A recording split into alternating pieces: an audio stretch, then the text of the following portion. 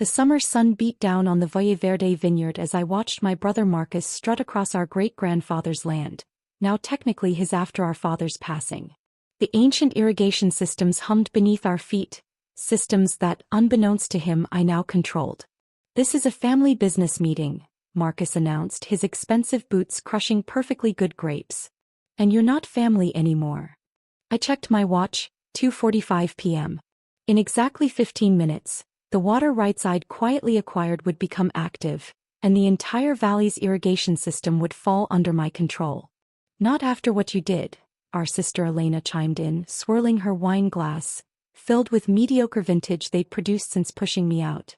"Trying to change great-grandfather's methods. If they only knew those ancient methods were actually killing the vines, or that my radical, sustainable farming approach had been adopted by every major vineyard in Napa Valley." "The board has spoken," Marcus continued, gesturing to our cousins and uncles, none of whom had any actual vintner experience. "You're banned from Valle Verde.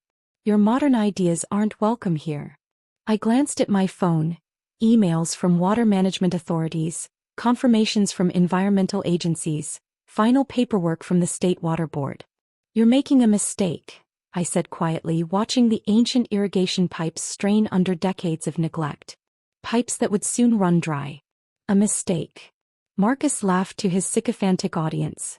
"Like your sustainable farming nonsense? Your solar-powered irrigation proposals? This vineyard has worked the same way for 100 years. And how's that working out?" I nodded toward the withering vines in the north field. "Those grapes look a bit thirsty." Elena stepped forward, her designer dress ill-suited for actual vineyard work. "You're just jealous because Dad left Marcus in charge. He knew you'd ruin our heritage with your modern methods." I bit back a smile, thinking of the real reason our father had pulled me aside last winter.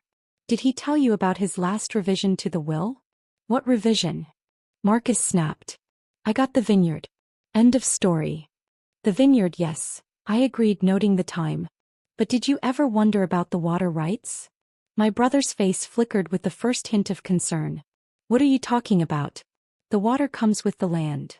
Actually," I pulled out my phone, displaying the official documents, "water rights in this valley are separately controlled. Have been since 1908. Dad made sure I understood that before he died."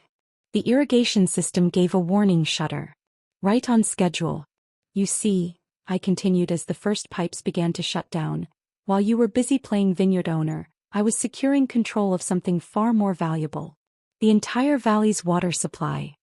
Marcus lunged for my phone, but the documents were already safely filed with every relevant authority. "What did you do?" Elena whispered as the irrigation system fell silent.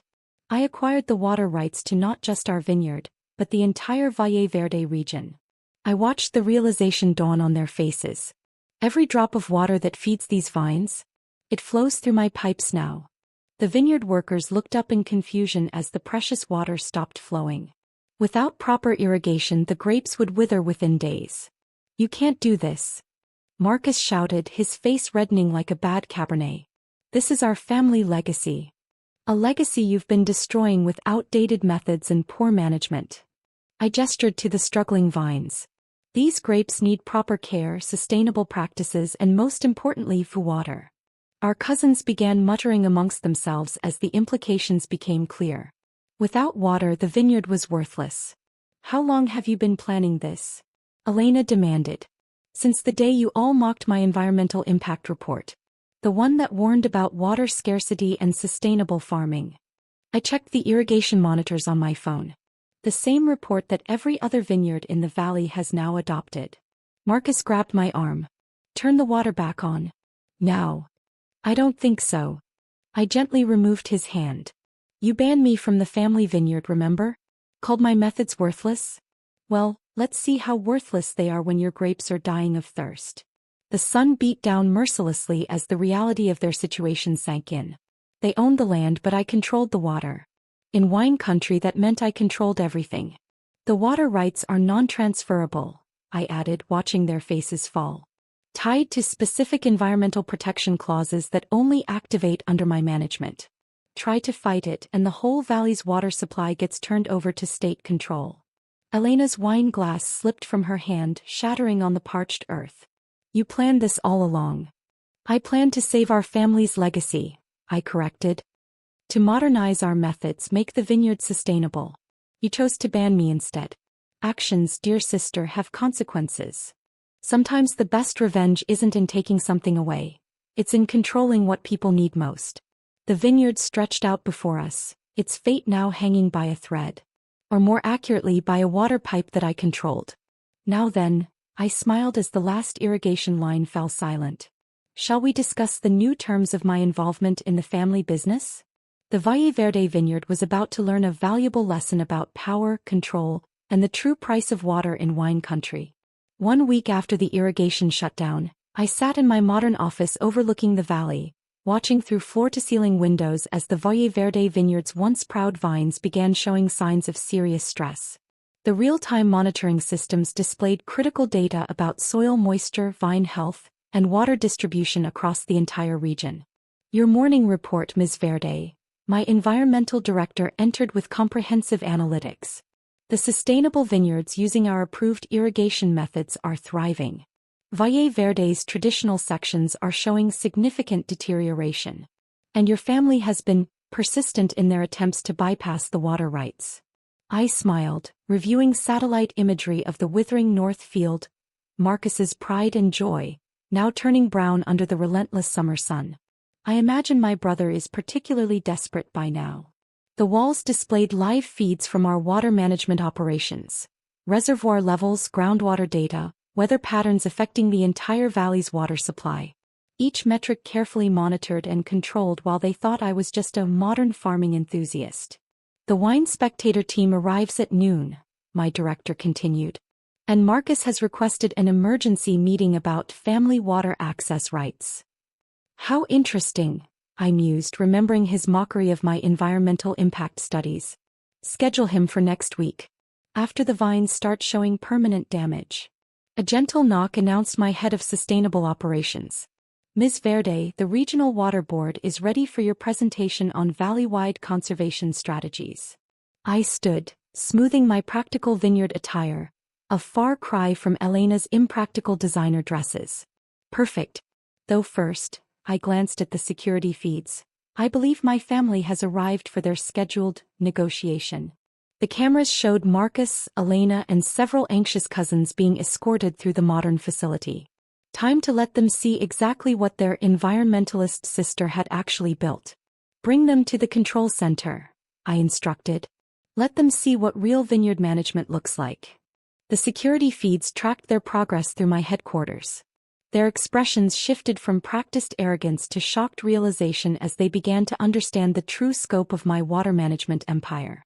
Marcus clutched his vineyard reports, showing catastrophic crop predictions, like a shield. Elena's designer clothing seemed particularly out of place amid the practical efficiency surrounding them. Ms. Verde, a technician announced as I entered the main control room. My family turned, finally seeing me in my true element. Welcome to my modern nonsense, I said quietly, watching their faces as they took in the vast operation. Though I suppose it's a bit more sophisticated than the traditional methods you're so fond of. Marcus stared at the endless rows of monitors showing real-time data from every vineyard in the valley. This is where I actually work. Yes. I gestured to the advanced irrigation systems and innovative water management technology. Those crazy ideas you mocked? Actually cutting-edge environmental science. The wasteful proposals? Revolutionary water conservation methods. The screens behind me displayed alarming data from Valle Verde's traditional sections. A direct line to the State Water Board blinked urgently. Excuse me, I said, pressing the intercom. Yes, implement emergency protocols in Section 7. Their vines won't survive another day without intervention. My family watched in stunned silence as I casually directed operations that would determine the fate of their precious vineyard. Now, I turned back to them. Shall we discuss what I really do with those radical theories you dismissed? Marcus's face had lost its usual arrogant flush. The North Field, it's dying. Yes, I confirmed, pulling up detailed imagery. Your outdated irrigation methods are killing more than just the North Field. The entire western slope is showing critical stress patterns. Elena stepped forward, her expensive heels clicking on the industrial floor. We can't lose those vines. They're 100-year-old stock. Which is exactly why I tried to modernize our water management 5 years ago. I displayed historical data showing the vineyard's steady decline. The same proposals you called unnecessary and disrespectful to tradition. The control room hummed with activity as technicians monitored every drop of water in the valley. My family stood helpless, watching their heritage wither in real time. Your latest soil samples, I continued, bringing up more damning data. The traditional sections are showing dangerous mineral depletion. Without immediate intervention and proper water management, those century-old vines won't survive the season. Marcus grabbed the edge of a nearby console. You have to help us. Do I? I raised an eyebrow. The same way you helped me when I warned about this exact scenario? When I presented research showing our ancient irrigation system was actually damaging the soil. Elena's designer heel-tapped nervously. What do you want? Want? I smiled, pulling up the documentation I'd prepared. I want what I've always wanted, to save our family's legacy, to modernize our vineyard, to implement the sustainable practices that every other successful winery in the valley has already adopted. The screens showed more failing sections of Valle Verde, while neighboring vineyards, those using my water management systems, flourished. You have a choice, I continued. Sign control of vineyard operations over to my environmental team, or watch your precious traditional methods destroy 4 generations of winemaking history. Marcus's hands shook as he stared at the dying vines. You planned this. No, brother. You planned this the day you banned me from our family's land. I'm simply showing you the consequences of choosing pride over progress. The control room continued its efficient operation, each screen displaying more evidence of Valle Verde's impending collapse. All preventable if they'd only listened years ago. The paperwork is ready, I nodded to my legal team. Full operational control, implementation of modern irrigation systems, and complete adoption of sustainable farming practices. Elena clutched her designer bag. And if we refuse? Then I maintain my legal control of all water rights, and you can explain to the family why our great-grandfather's vineyard died of thirst under your traditional management. Sometimes the best revenge isn't taking, it's making others see you were right all along. The valley stretched below, split between thriving modern vineyards and withering old ones. A sign of what happens when progress is ignored. 1 year after taking control, I walked among healthy vines, sun glinting off modern irrigation and flourishing grapes. The regenerative protocols exceeded expectations, my chief viticulturist said. The 100-year-old vines were thriving. Through my AR glasses I checked every field. The north section, Marcus's pride, produced the finest grapes now. My family is here for the annual review, my assistant said. I smiled. Perfect timing. Wine Spectator ratings just came in.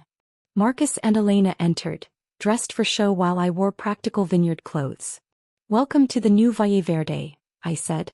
Let's see what proper water management does in 12 months. The screens showed transformation. Dying vines revived, soil restored, water usage down 60%, yield up. The latest vintage scored 98 points, I added. The highest in our history. Marcus frowned. Impossible. Traditional methods. We're killing the vines, I finished. Science beats stubbornness. Elena touched a vine heavy with grapes. The north field, it's producing again. Better than ever, I said.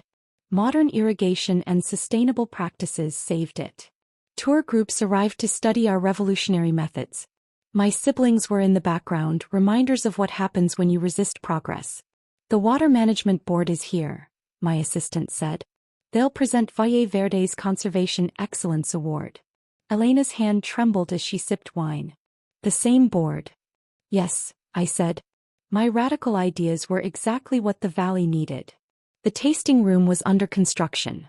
Solar-powered, recycled materials, educational displays. Great-grandfather's portrait will hang with our Environmental Impact Award, I said. Quarterly profits had tripled. Waiting lists stretched 3 years. You never thought beyond tradition, I told them. Protecting heritage means embracing progress. Tours continued. My siblings watched as the vineyard thrived under changes they mocked. The Water Management Conference wants you to keynote, my assistant added. Sometimes the sweetest revenge isn't control. It's proving why you deserved it. The choice is yours, I told them. Be silent partners or sell your shares. Either way, Valle Verde's future is secure. They looked over the thriving vines. The sister they banished had saved their legacy. Marcus finally asked, "You planned this all along?" "No," I said. "I planned to save our heritage. You made it necessary." The valley stood as proof. Progress over pride, science over stubbornness, wisdom over tradition. As my family drove away in cars bought with vineyard profits, I smiled. My crazy sister had not only saved Valle Verde but made it greater than they imagined. The water rights they dismissed were the key. The methods they mocked preserved their legacy. I had become the savior they never expected. Sometimes the greatest victory isn't proving others wrong. It's proving yourself right in ways they can never deny. The valley flourished, and finally my family understood. Their radical sister had been right all along.